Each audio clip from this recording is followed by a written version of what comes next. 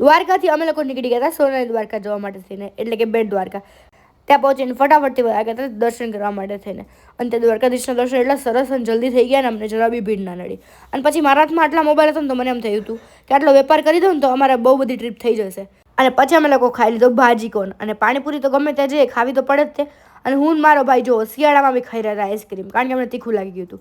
અને બેટ દ્વારકામાં સોને કી નગરી કરીને એક બધું જ પ્રદર્શન જેવું આખું બનાવેલું છે, જ્યાં ભગવાને કરેલી દરેક લીલા છે. અને જો નાનું છોકરું જોડે હોય ને એટલે દરેક સ્ટોરી સમજાવવી પડે મમ્મીને. અને પછી અમે લોકો નીકળી ગયા રિટર્ન જવા માટે થઈને દ્વારકા. સુદર્શન સેતુ બ્રિજનો વિડીયો ઉતારવા માટે થઈને આ લોકો તો બારીએ લટકાઈ ગયા હતા. પછી આવી ગયો તો અમારી બસમાં નાસ્તો, અને કાકા એટલી મસ્તી કરી રહ્યા હતા ને. અને જેવા અમારી સાઈડ આવ્યા ને એવા તો અમે ભાઈ બહેનોએ બધાએ લૂંટમ જૂટી મચાવી દીધી.